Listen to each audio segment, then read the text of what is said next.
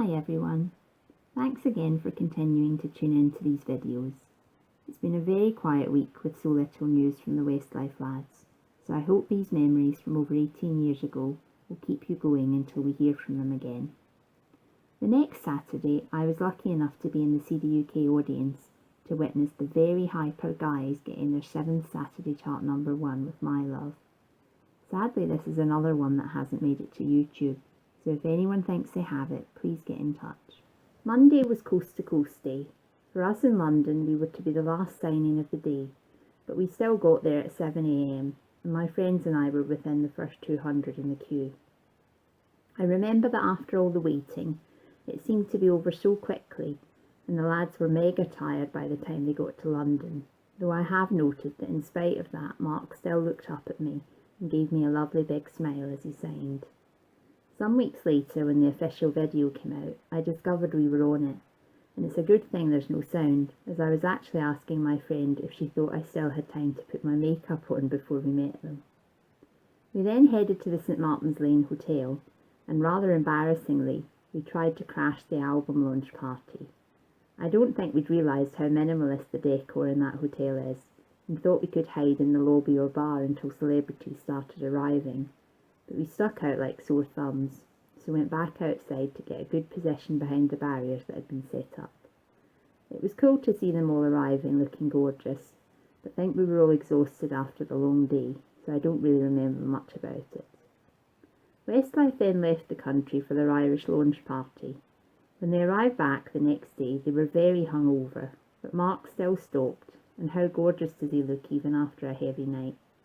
I'm not sure what we said to him, but his response was, "As you know, I'm not really a morning person," which is very true, but it was 3 PM in the afternoon at the time. That Friday was the recording of the one and only at Fountain Studios. I've recently uploaded this to my channel, so we'll link the playlist above.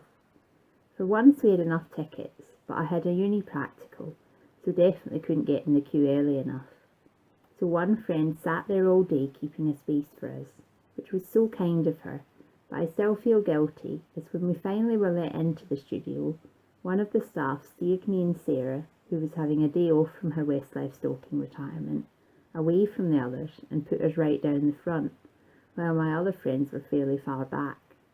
Anyway, it really was the best TV show ever, as we got loads of performances from the new album, including Angel's Wings, which they never did perform again. Just a shame they mimed throughout. Shane in particular seemed delighted that Sarah was back, and we got loads of little looks of recognition and smiles. Afterwards we must have got taxis back to the Conrad, but we only made it there in time to see Mark, who was inexplicably for November carrying an Easter egg. He was in a really cheery mood, but exhausted after the long day, so we got our photos quickly, and according to my notes I gave him a kiss too, but really can't believe I was ever that forward. A couple of days later, the record company told us that they were flying out, but we didn't know what time, so sat outside Heathrow Terminal 1 for a few hours. Then I went into WH Smith to get a pen, and that was when I missed my chance to meet Michael Owen, which I was quite gutted about at the time. Then just a little while later, Westlife walked out of the terminal building, which really confused us, as clearly they'd flown in, not out. We had a little chat with Brian and Mark, who didn't feel sorry for me about missing Michael Owen, and said sarcastically, "Damn shame." Next night at the hotel, poor Nicky was ill and Cian was tired, so we didn't bother them for photos. Brian was behaving oddly and impersonating a monkey, so we thought it best not to annoy him either. But I got a photo with Shane, though why isn't he smiling as much as he is in this one with another fan that somehow ended up being taken on my camera. Finally, saving the best until last, Mark arrived back, so I got a photo and a hug. The next day the lads were at Pete Waterman's studio, which was down a very dark alleyway. At one point a car started reversing and probably didn't see us fans standing there. Luckily Pete was on hand to say, "Watch out girls," so I do like to claim that Pete Waterman saved my life. I think Westlife were recording "I'll Be There" as the B-side for What Makes a Man that day. I had another cuddly photo with Mark, which is basically my favourite photo ever with him, and one with Cian, which I have cropped myself out of as I looked horrific, and must have been standing up a hill from him, as also looked several inches taller.